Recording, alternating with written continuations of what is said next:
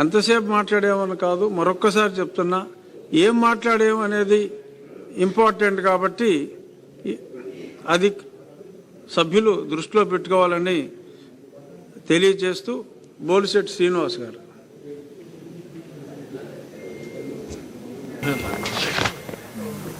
అధ్యక్ష, ధన్యవాదాలు అధ్యక్ష. మీకు నారా చంద్రబాబు నాయుడు గారికి, పవన్ కళ్యాణ్ గారికి ఈ బడ్జెట్ లో మాట్లాడే అవకాశం కల్పించిన పవిత్ర ఈ సభ్యులందరూ కూడా నా ఉదయపూర్వ నమస్కారం. ఈ రోజు మనం చర్చించిన 26-27 ఆర్థిక సంవత్సరం బడ్జెట్ కేవలం లెక్కల పట్టిక కాదు, ఇది దూరదృష్టి కలిగిన నాయకత్వానికి ప్రతిబింబం. ఆ నాయకత్వానికి ప్రతిరూపం మన గౌరవ ముఖ్యమంత్రి శ్రీ నారా చంద్రబాబు నాయుడు గారు. సంక్షోభ సమయంలో ధైర్యంగా ముందుకు నడిపిన నాయకుడు.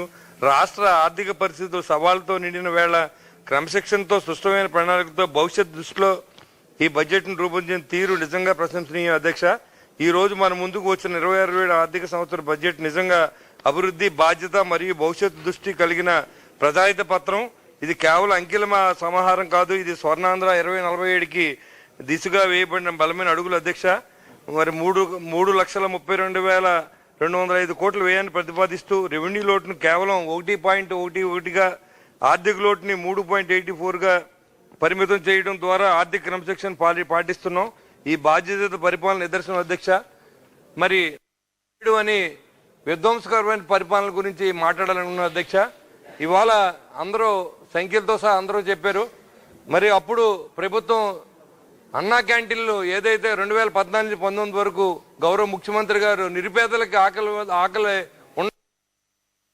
అన్ని రద్దు చేసి విధ్వంసకరమైన పరిపాలన చేస్తే మరి నాడు మనం మళ్ళీ కూటమి ప్రభుత్వం వచ్చిన తర్వాత 205 క్యాంటీన్ని ఓపెన్ చేసి పేదల కడుపు నింపుతున్నాం అధ్యక్ష.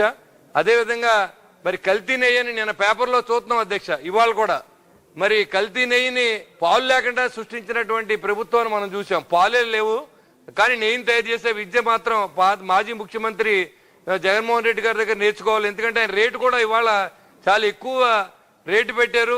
దేవుడికి మీరు మూల్యం చెల్లించుకోవాలన్నారు. ఆయన చేసిన తప్పు పనికి మూల్యం చెల్లించుకుని 11కు వచ్చారు. వచ్చి మాట్లాడుతుందిగా నేను మాజీ ముఖ్యమంత్రి గారికి నేను విన్నవిస్తాను అధ్యక్ష. అంతేకాకుండా విలేజ్ల్లో ఏదైతే ధాన్యం తోలిన రైతులకి ఏ మిల్లుకు తోలాలి, ఎప్పుడు డబ్బులు వద్దో లేని పరిస్థితి నుంచి నాడు చూసుకుంటే ఇవాళ ధాన్యం తోలితే రేపొద్దున ప్రభుత్వం నుంచి 24 గంటల డబ్బులు ఇచ్చి బాధ్యతను గౌరవ ముఖ్యమంత్రి గారి ఆధ్వర్యంలో నాదెండ్ల మనోహర్ గారి సమక్షంలో జరిగిందనే ఆ విషయాన్ని నేను తెలియజేస్తాను అధ్యక్ష. ఇది సభ ద్వారా తెలియాలి అధ్యక్ష. అప్పుడేం జరిగింది మర్చిపోయిన పరిస్థితి జనం వచ్చినప్పుడు మళ్ళీ వాళ్ళ కాకంబుల్ స్టోరీస్ అన్ని కూడా ఇవాళ వాళ్ళ యొక్క కరపత్రాల్లో వేస్తున్నది చాలా దురదృష్టకరం అధ్యక్ష.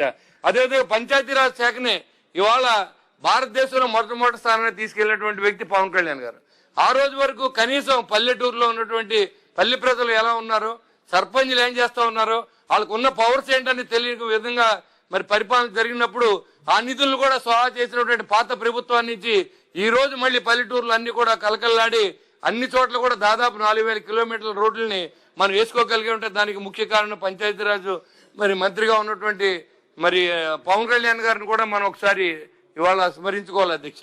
మరి అదేవిధంగా మరి ఏదైతే ట్రూ ఆఫ్ ఛార్జెస్ అని ఎలక్ట్రికల్ బాధినటువంటి పాత ప్రభుత్వం ఈ రోజు గౌరవ ముఖ్యమంత్రి చంద్రబాబు నాయుడు గారు ఈ 5 సంవత్సరాలు కాదు నేనుండగా ఎప్పుడు కూడా కరెంటు బిల్లు పెంచడం అనే విషయాన్ని మన తేటతెల్లం చేసిన విషయాన్ని ప్రజలకు గుర్తు చేయాలి అధ్యక్ష.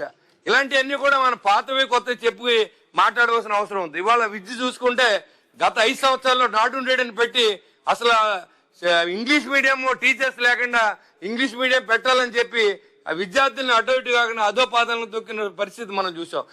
ఈ రోజు నారా లోకేష్ గారి నాయకత్వంలో మరి విద్యని మరి ప్రతి కుటుంబంలో 15 రూపాయలు ఇస్తానని 15,000 ఇస్తానని చెప్పి మరి మన గౌరవ ముఖ్యమంత్రి గారు అన్నమాట ప్రకారం 15,000 ఇచ్చి వాళ్ళందరూ కూడా ఇవాళ మీరు చూసుకుంటే సర్వేపల్లి రాధాకృష్ణ కిట్లని ఆ రోజు బూట్లలో కూడా కల్తీ అధ్యక్ష.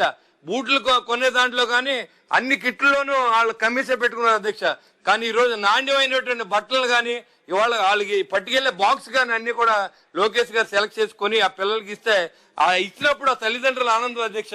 ఒకటే అన్నారు, ఇలాగ మా పిల్లల్ని మేము ఏ రకంగా అయితే హాస్టల్లో తీసుకెళ్తామో అదే విధంగా ఈ ప్రభుత్వం చేసిందని చెప్పి ఆ తల్లిదండ్రుల విషయాన్ని మనం అందరూ కూడా తెలియజేయాలని కూడా నేను కోరుతా ఉన్నాను అధ్యక్ష. ఇవాళ లెక్కలు చూసుకుంటే ఆ రోజు టోటల్ గా అది కూడా కల్తీ అధ్యక్ష. వాళ్ళ ఈ పాత ముఖ్యమంత్రి గారు ఆయన బడ్జెట్ ఎలా పెంచుకోవాలి, వాళ్ళ డబ్బులు ఎలా సంపాదించుకోవాలి, బడ్జెట్ ఆయనకు అనుకూలంగానే చేసుకున్నారు తప్ప రాష్ట్ర ప్రజలకు ఏం మంచి చేశామనే విషయాన్ని ఎక్కడ కూడా పెట్టలేదనే విషయాన్ని రాష్ట్ర ప్రజలు తెలుసుకోవాలనుకుని నేను కోరుతున్నాను అధ్యక్ష. ఎందుకంటే ఈ రోజు మరి మీరు ఇదివరకు మనం ఒక మాట్లాడాలంటే మరి రజనీకాంత్ గారు ఒకటి చెప్పిన విషయాన్ని మనం గుర్తు చేసుకోవాలి అధ్యక్ష. 60 కుక్కలు ఉండవు, విమర్శించిన నోరు ఉండదు, ఈ రెండు లేని ఊరు ఉండదు, మన పని మనం చేసుకుంటూ వెళ్తే పోవడమే మన వంతు. అదే విధంగా ఆ పని మనం కనుక చేస్తే 2029లో ఖచ్చితంగా కూటమి అధికారంలోకి వస్తాం, ఈ రాష్ట్రానికి మరింత మంచి చేయొచ్చు అని కూడా నేను తెలియజేస్తాను అధ్యక్ష. అదేవిధంగా మన 2 జిల్లాలకి కాటన్ మహాశయుడు ఉన్నప్పుడు ఉన్నటువంటి ఆ కాలువలు కలుషితం అవుతుంటే దాన్ని 5 సంవత్సరాల పాటు సిట్లు కూడా తీనేటి ప్రభుత్వం చూసాం. మన ప్రభుత్వం వచ్చిన తర్వాత మళ్ళీ మొదలు పెట్టాం. ఈసారి దాదాపుగా 200 కోట్లు కేటాయించి మన జిల్లాలని అభివృద్ధి చేయవలసిందిగా నేను గౌరవ మంత్రి గారిని కూడా అడుగుతున్నాను అధ్యక్షగా. చివరిగా మరి ఏదైతే ఎస్సీ ఎస్టీ సోదరులందరినీ కూడా మరి పక్కన పెట్టి అంబేద్కర్ విదేశీ విద్యను కూడా తీసేసి వాళ్ళకి రావాల్సిన ఎస్సీ సప్లై నిధులు కూడా దోసేసినటువంటి ముఖ్యమంత్రికి, ఇంకా మాజీ ముఖ్యమంత్రికి మరి చాలా మంది సానుభూతి పలకడం దురదృష్టకరం అధ్యక్ష. ఈ రోజు ఎస్సీ ఎస్టీ సోదరులతో పాటుగా 30,000 కోట్లని వారికి బడ్జెట్ లో కేటాయించడం చాలా హర్షణీయం అధ్యక్ష. అదే విధంగా ఇవాళ బీసీ సోదరులకు 51 కోట్లు ఇచ్చారు. దాంతో పాటుగా నిరుపేదలైన కాపులకు కూడా కాపు కార్పొరేషన్ ఏర్పాటు చేశారు అధ్యక్ష. వాళ్ళు కూడా బడ్జెట్ లో ఎంతో కొంత కేటాయిస్తే బాగుంటుందని చెప్పి నా ఉద్దేశం అధ్యక్ష. థ్యాంక్ యూ అధ్యక్ష. Thank you.